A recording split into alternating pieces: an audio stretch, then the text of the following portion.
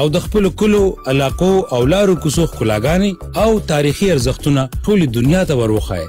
وطن ریډیو د ولس د زړه آواز. په دنیا کې څه روان دي، څه ښه دي او څه ښه نه دي.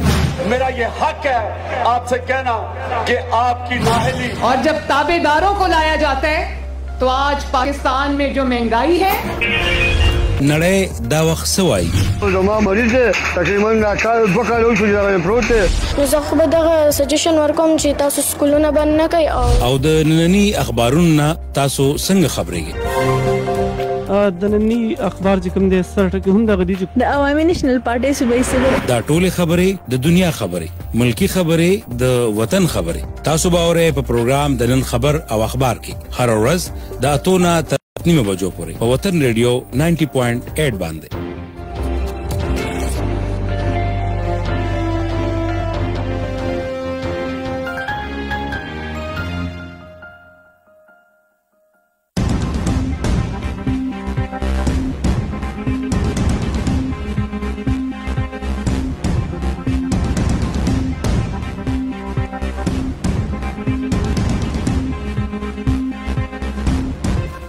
بسم الله الرحمن الرحیم. السلام علیکم. आवाज د ریډیو وطن اف ام د 90.8 او پروګرام د خبر او اخبار. د نننی پروګرام خبر او اخبار سره زه تاسو قربا عمران ناصر یم. همیشه په شان پروګرام خبر او اخبار کې مونږ تاسو لراوړو د نن ورځې د پاکستان د غټو اخبارونو مهم کوم غټ اخبارونه چې هغه مهم خبرونه کوم چې هغه په خپل لمنو کې ځای کړي دي. نننی پروګرام کې به هم ان شاء الله مونږ تاسو د پاره هغه ټول خبرونه راوړو کوم چې نننو اخبارونو خپل لمنو کې ځای کړي.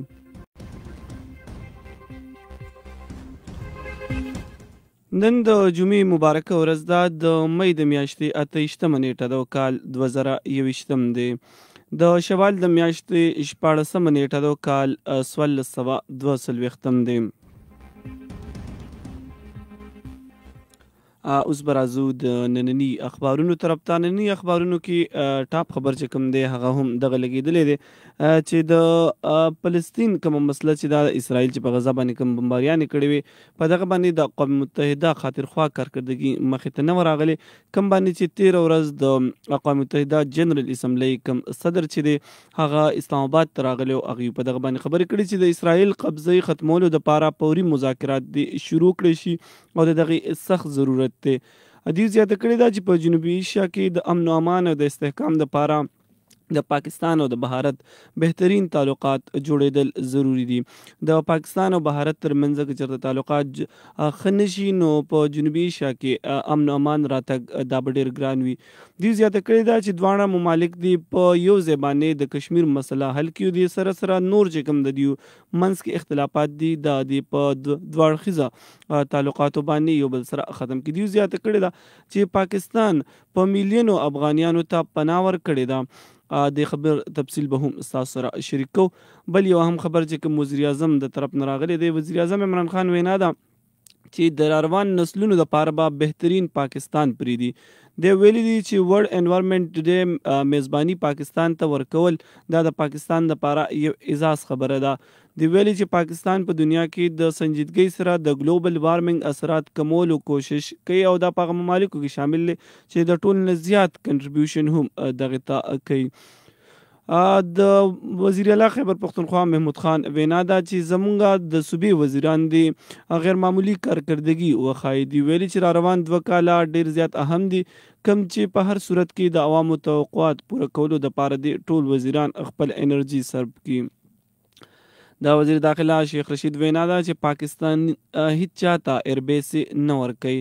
دوی دغه خبرونه هم بې بنیاده ګرځولي دي چې پاکستان به امریکې ته پوځي اډې ورکړي. دی ویلي چې د وخت کې ټول ادارې دا په یو لاین باندې دي، زموږ صرف مقصد دا په ملکي امن و امان او معاشي ترقي ده. پاکستان کې د کرونا وایرس له وجې نه نور 15 تنان په حق رسېدلي دي. سعودي عرب حکومت یو ملک ته هم د حج کوټه ورکولو اجازتنامه چې ده هغه نه ده ورکړې. دغه وینا د وفاقي وزیر مذهبي امور کوم ترجمان چې دی د هغې ده. پاکستان په 30 ممالکو باندې مسافري پابندیانې لګولې دي. پاکستان په بهارت جنوبي افریقا ایران عراق بنگلاديش سره په نورو ممالکو باندې سفري پابندیانې لګولې دي. خیبر پختونخوا کې د طلباتو د پاره د جنکو د پاره کوم وظایف چې دي وظیفه چې ده د هغې دپاره 2.3 کروړه روپۍ دغه جاري کړي دي. په دې کې د شپږم اتم کلاس نه والا تر د 12م کلاس پورې چې کوم سټوډنټان دي د 10م دغو ته به په ماهانه توګه باندې وظیفې ورکړې کېږي.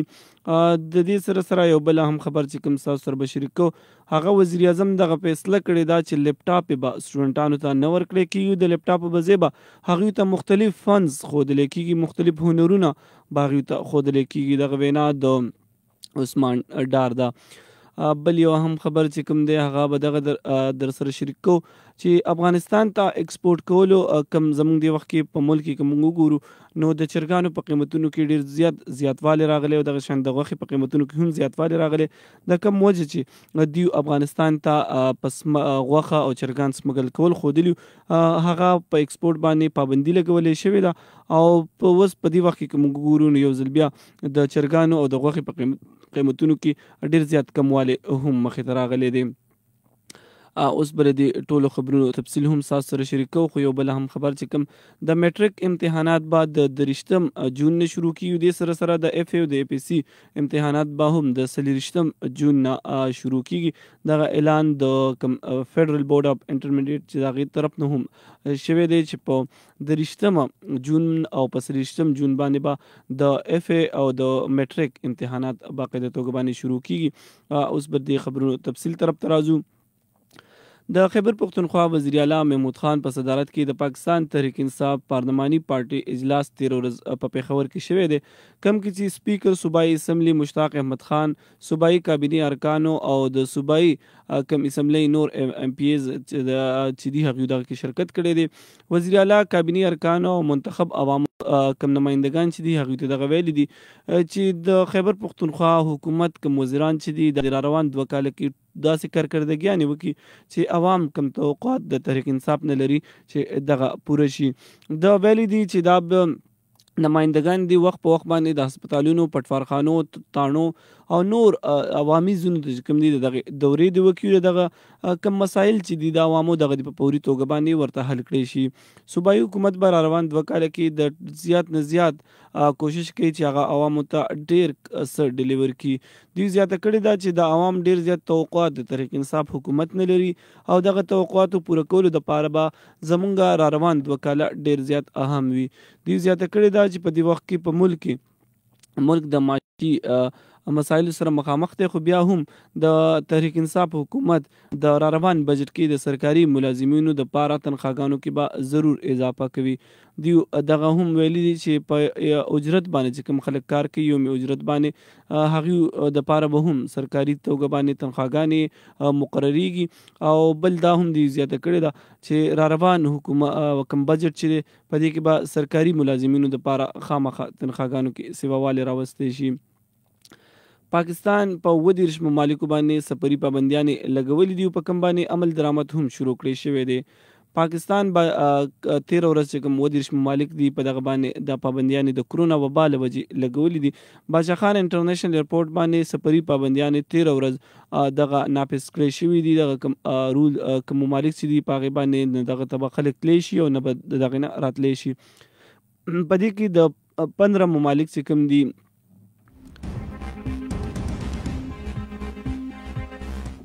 په دغه کې 15 ممالک د مختلف کټګریز جوړ شوي دي په هغې کې دغه ممالک شامل کړي شوي دي او دغه ممالکو ته چې کوم مسافر ځي نو هغه به د NCOC د اجازت سره مشروط وي چې کله NCOC هغوی ته اجازت ورکړي نو دغه مسافر به بهر تللی شي. په دې کې کوم سرپرست ممالک چې دي په هغې کې بهارت دی، جنوبي افریقا ده، ایران، عراق، بنگلادیش، جنوبي افریقې کوم نور ممالک چې د افریقې کوم نور څه ممالک دي هغه پکې هم شامل دي. دې سره یورپ او لاتینی امریکې ممالک په دې کې شامل دي. د دې سره د دغه ملکونو نه راتلو مسافرو دپاره 72 غنټې مخکې کرونا ټیسټ لازمي هم قرار شوی چې دغه ملکونو نه کوم خلک پاکستان ته راځي نو دا 72 غنټې مخکې د کرون خپل ټیسټونه کوي. د میټریک امتحاناتو د پاره د 20 تاریخ او د اف ای پی سی امتحانات د پاره 30 جون تاریخ دغه جاری کړی شوی دی. د فیډرل بورډ اف انټرمیډیټ اینڈ سیکنډري ایجوکیشن په 13 ورځ اجلاس شوی کوم کې چې 9 او د 10 امتحانات دغه فیصله شوی چې دا به د 20 جون نه شروع کیږي. د سره پیښور سره په نورو 8 بورډونو چې کوم د پیښور دی پاغي کې به هم د میټریک امتحاناتو سالانه کوم امتحانات چې دغه د 20 جون نه شروع کیږي. د سره د اف ای پی سی امتحانات دا به د 30 جون نه شروع کیږي. په دې کې به د موسمي ګرما چې کوم چټیانې دي هغې ته به هم حتمی تجویز چې کوم دی هغه مخې ته راغلي په دغه باندې به حتمی فیصله بیا د صوبایي حکومت د طرف نه کیږي. د دې نه علاوه کوم استادان چې په دغه باندې به ډیوټي کوي په ایگزامز په امتحاناتو باندې به ډیوټي کوي د هغې دپاره کرونا ویکسین لګول دا لازمي ګرځولی شوي دي چې کوم ټیچران راځي او هغه ډیوټي به کوي په امتحاناتو مراکزو باندې نو دوی به کرونا ویکسین ضرور لګوي. د دې سره فیډرل بورډ پېښور بورډ سره نور چې کوم تعلیمي بورډونه دي هغې هم په دغه سلسله کې کوم ډیټ شیټ چې دي هغه جاری کړي دي او فیډرل بورډ ترجمان مطابق د کرونا واجد چې کوم ټایمینګ دی د امتحاناتو هغه د 2 نه د 15 بجو پورې دغه ښودلی شوی دی. د کرونا وبا د وجې نه دغه فیصله شوې ده چې امتحانات به د 2 نه تر 15 بجو په منځ کې اخیستلی کېږي او د دې سره سهار په وخت کې به کوم صوبه کې نور تعلیمي سرګرمیان چې دي دغه به هم جاري وي. سکولونه به هم د دغې سره کولاوي کوم سکولونه چې دي په هغې کې به امتحاني مراکز دغه فیصله شوي چې 2 نه تر 15 بجو پورې به دغه اخیستلی شي. بل یو اهم خبر چې کوم تاسو سره شریک کوو هغه وزیر اعظم د سن په معاملاتو کې مداخلت نه کوي. دغه وینا د وفاقي وزیر داخله شیخ رشید ده. په کراچۍ کې د میډیا سره خبرو اترو په وخت باندې وزیر داخله شیخ رشید ویلي دي چې وزیر اعظم عمران خان نه د سن په معاملاتو کې مداخلت کوي او نه په معاملاتو کې مداخلت کول غواړي. دی ویلي چې په سن کې د گورنر راج خبرونه دا بې بنیاده دي او د تحریک انصاف حکومت هیڅ قسم داسې څه ارادي نشته. دوی زیاته کړې ده په سن کې د وخت کې د ډاکوانو راج دی او دغه راج ختمولو دپاره وزیر اعظم دلته رالیږلی دی. دوی ویلي چې د ډاکوانو خلاف اپریشن سن پولیس سره د رینجر کم نور چې دي هغې هم خپلې تیاریانې پوره کړي دي او دغه د سن حکومت ته پکار دي چې د رینج سره رینجر او د پولیسو پوره مرسته وکړي. دوی دا هم ویلي چې د 13 ورځ هغوی د گورنر سین عمران اسماعیل سره او د هم ملاقات د گورنر هاوس کې کړی دی کوم کې چې د کراچۍ د امن و امان باره کې دوی خبرې اترې کړي دي. د پاکستان د فوج مشر جنرال قمر جاوید باجوه او بل ګیټس 13 ورځ په ټلیفون باندې رابطه کړې ده کوم کې چې دوی انسدادي پولیو مهم چلولو باندې بل ګیټس د پاکستان د فوج تعریف کړی دی او دوی ویلي دي چې پاکستان فوج د پولیو مهم کې ډیر زیات کامیابی ترلاسه کړې ده او په دغه باندې دوی ته خراج تحسین هم پیش کړی دی. دوی ویلي چې پاکستان کې به ان شاء الله ډیر زر د پولیو کیسز دا ختم شي. د ایس پی آر مطابق آرمی چیف جنرال قمر جاوید باجوه د بل ګیټس فاونډیشن شریک چیرمن بل ګیټس طرف کم بل ګیټس سره ټلیفون رابطه شوې ده او په ټلیفوني گفتگو کې دوی د پاکستان کې کم انسدادي پولیو او کرونا وبا خاتمه باندې یو بل سره خبرې اترې شوې دي. آرمی چیف جنرال قمر جاوید باجوه ویلي دي چې د پولیو کرونا وبا خلاف مهم کې یو قومي فریضه دی وګڼي او د دې لپاره به د پاکستان فوج هر ممکن کوشش کوي. د آرمی چیف وینا ده چې پاکستان به ډیر زر دغه وبا نه ځان خلاص کړي. دوی په دغه باندې د بل ګیټس فاونډیشن شکریا هم ادا کړې او د تعریف هم کړی دی. د وزیر اعظم معاوني خصوصي ډاکټر وقار مسعود وینا ده چې په بجټ کې د سرکاري ملازمینو دپاره دغه تنخواګانو کې اضافه کړی شوې ده. دوی په اسلام آباد کې د وزیر اعظم معاوني خصوصي د میډیا سره خبرو اترو په وخت باندې ویلي دي چې د آی ایم ایف سره په ګډ جوړ باندې را روان مالی سال بجټ چې کوم دی هغه باندې مشاورت شروع دی. دی ویلي چې په بجټ کې د سرکاري ملازمینو تنخواګانو کې اضافه دا به کولی شي.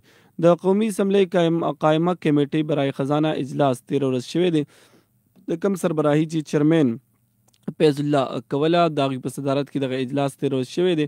په دغه کې د وزیر اعظم معاون خصوصي ډاکټر وقار مسعود هم هغه دغه نه بعد د میډیا سره خبرو اترو په وخت ویلي دي چې د پاکستان را روان بجټ د IMF سره په دې وخت کې د مشاورت شروع دي او دوی دواړه به IMF او پاکستان کوم حکومت چې د هغوی به په اتفاق رای سره را روان بجټ ته حتمی شکل ورکوي.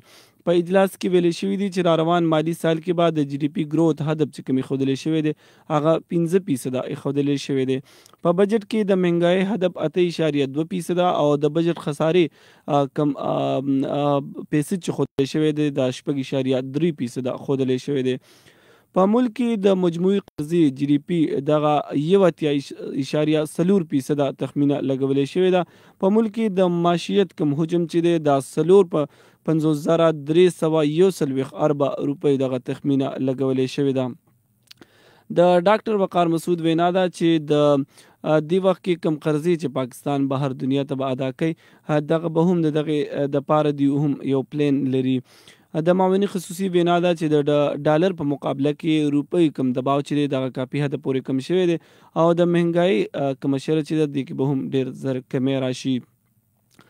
بل یو اهم خبر چې کوم به ستاسو سره شریک کوو هغه دی چې وزارت تعلیم په 26 جولای باندې د او لیول امتحاناتو اجازت ورکړی دی.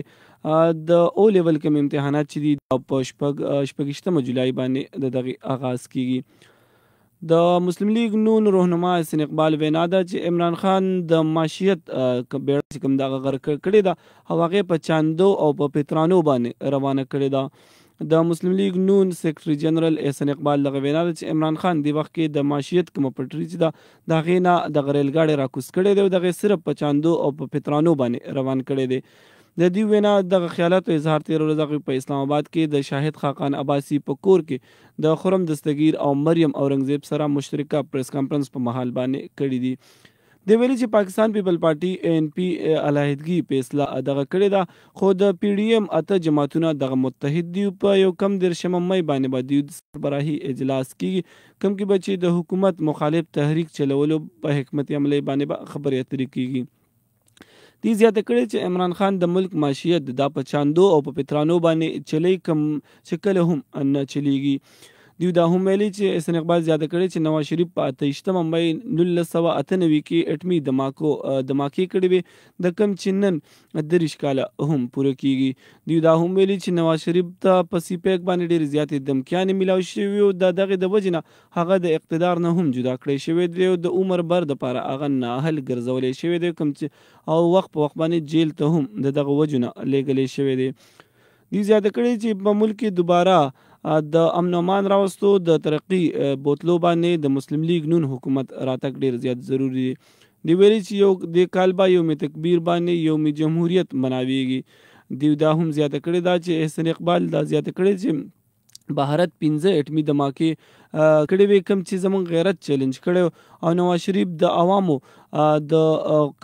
دغه د پاکستان عوام دغه وخت کې دغه مطالبه کوله چې د بهارت اټمي دماکو جواب دی ورکړی شي. پاکستان د بهارت د 15 اټمي دماکو په مقابله کې 6 اټمي دماکې وکړي او دغه اټمي قوت جوړ شو.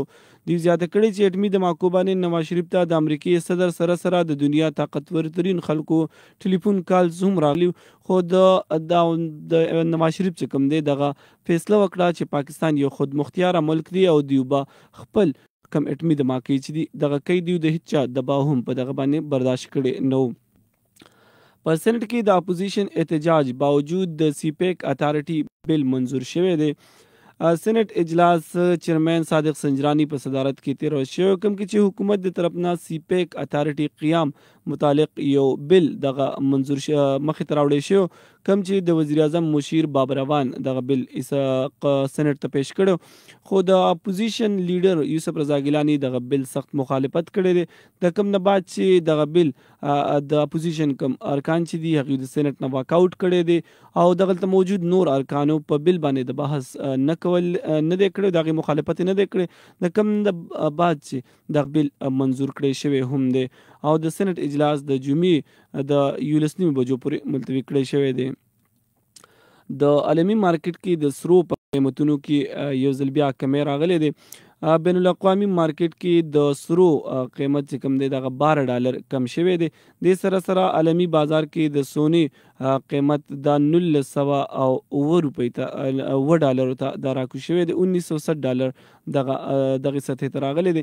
دې سره سره د دغې اثرات په مقامي مارکیټ باندې هم شوي دي، کوم کې چې د هفتې په اختتام باندې د یو تولې قیمت 10 ګرامه کومه سونه چې ده په هغې کې 10 ګرامه او یو توله کې 950 روپۍ او 1315 روپۍ کمې راغلې، کوم کې چې د کراچۍ، حیدرآباد، سکر، ملتان، فیصل آباد، راولپنډي، اسلام آباد، پیښور، کوټه، سراپا مارکیټونو کې د یو تولې قیمت دا 1,11,800 روپۍ دغه ښودلی شوی دی او دغه شان د 10 ګرامه سونې قیمت دا 15,850 روپۍ سطحې ته راکم شوی دی.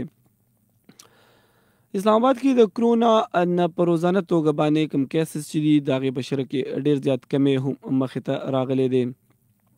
وزیر اعظم ویلي دي چې کم ممالکو کې د قانون حکمرانی نه وي هغه ممالک تباهي سره مخامخ دي.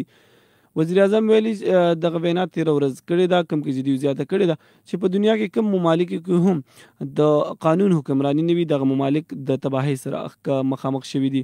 مراکش ښار رباط کې د عالمي سرت کانفرنس کوم ورچوال خطاب چې هغه 13 ورځ عمران خان هغې په موقع باندې ویلي دي. وزیر اعظم زیاته کړې ده چې د حضرت محمد صلی الله علیه وسلم د یو مضبوطه معاشري بنیاد ښودی دی. دوی ویلي چې په 12 کاله په قلیل مدت کې دوه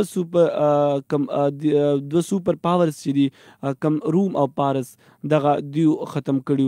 دوی دغه زیاته کړې ده چې دغه دوه پاورز چې کم د پیغمبر اسلام په وخت باندې دغه د دنیا دوه طاقتورترین ممالکو خو دوی 12 کاله په لږ مدت کې دغه دواړه پاورز دغه ختم کړو، په دغه معاشره کې دوی انقلاب راوستی. عمران خان ویلي چې د مدینه ریاست دوه بنیادي حصول باندې قائم و چې یو د قانون مخې ته ټول خلک برابر او دویم د فلاحي ریاست جوړېدل دي. دوی ویلي چې هغه قومونه ډېر زر تباه کېږي کوم کې چې د غریب او د امیر په منځ دپاره مختلف قانونونه جوړ شوي. دوی زیاته کړې چې نن هم موږ د دغې سره مخامخ یو چې د غریب دپاره یو قانون او د مالداره سړي دپاره بل قانون جوړ شوی دی. دوی دا زیاته کړې ده چې دغه دا ممالک چې کوم دي په دې کې داسې ستونزو سره موږ مخامخ یو چې هغه د چا زور وي نو هم د هغه چلیږي چې کوم یو غریب سړی کوم زور نه لري نو هغه همیشه د مشکلاتو سره مخامخ وي. وزیر اعظم ویلي چې د مدینې په فلاحي ریاست کې د غریب بوډاګانو، د یتیمانو او د زنانو خیال به ډېر زیات ساتل کېدو. دوی دغه هم زیاته کړې ده چې د خلیفه دوم حضرت عمر فاروق په دور کې یو د انصاف قانون دغه جوړ شوی او دغه وخت کې چې کوم دی د حضرت عمر فاروق په دور کې اسلام ته ډېر زیات فتوحات نصیب شوي د دغه وجه هم دغه چې دوی یو فلاحي ریاست جوړ کړی. بل یو اهم خبر چې کوم تاسو سره به شریک کوو دغه خبر ډېر زیات اهم خبر دی. د هغې وجه دا ده چې په چرګانو کې یو بیماري راخوره شوې ده او نن سبا چې کوم چرګان خوړلی کېږي نو دغه کې ډېر زیات بیماریان دي، ډېر زیات د احتیاط ضرورت دی.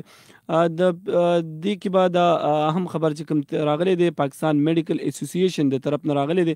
د پاکستان میډیکل اسوسییشن جنرال سیکرټري ډاکټر اس ام قیصر سجاد دغه وینا ده چې کم چرګان تاسو بازار کې اخلئ نو دغه کم کټ چرګان چې د مخکې نه حلال شوي چرګان چې کم پراته وي نو دغه چرګان مه اخلئ ځکه چې دې وخت کې د بیماري راخوره شوې ده. دغه بیمارۍ د وجې نه ډېر زیات چرګان دغه مري نو چې کله هم تاسو بازار ته ځئ او بازار کې تاسو چرګان اخلئ نو کم چې حلال شوي چرګان دي دغه حلال شوي چرګان تاسو مه اخلئ.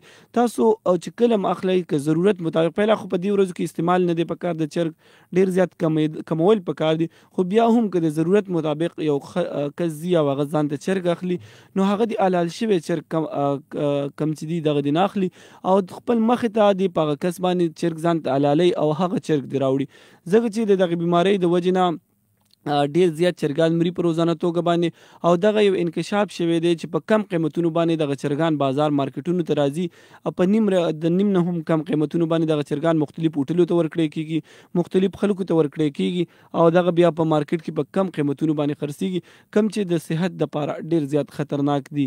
نو موږ ته پکار دی ډېر زیات احتیاط په دې کې راته پکار دی چې کله هم چرګان اخلو بازار کې په دې وخت کې کم از کم نو ډېر زیات احتیاط پکار دی. پهلا خو استعمال پرېښوده پکار دی، خو که بیا هم موږ د مجبورۍ مزدوري تحت دغه استعمال کو نو هغه چرګان واخلو چې کوم زمونږ په مخ کې هغه دکاندار ته چې کوم مونږ ورځو چې هغه زمونږ په مخ کې حلال کی او د هوټلو کې د وخت کې د چرګ خوراک دغه لږ زیات گزاره کول پکار دي ځکه چې په کم قیمت دغه انکشافات شوي دي چې په کم قیمتونو باندې مختلف هوټلو ته دغه مړه چرګان ورکړی کیږي او دغه د وجې نه موږ د ډېرو زیاتو بیماریانو هم ښکار کیدی شو.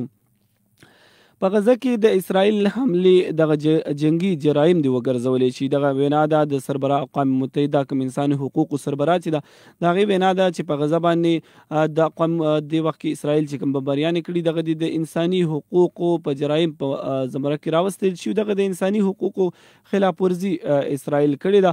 د غیر ملکی میډیا مطابق په جنیوا کې د اقوام متحده د انساني حقوقو کم کونسل چې دی دغه خصوصي اجلاس شوی دی کم ته چې د اجلاس ته د های کمشنر د اقوام متحده کم سربراہ چې د انساني حقوق د هغې خطاب کړی دی. د خطاب په وخت باندې هغې ویلي دي چې دغه کم بمباریانې چې شوي دي په غزه باندې دغه د انساني حقوقو خلاف ورزي شوي ده او په دغه باندې د اکشن هم واخیستلی شي.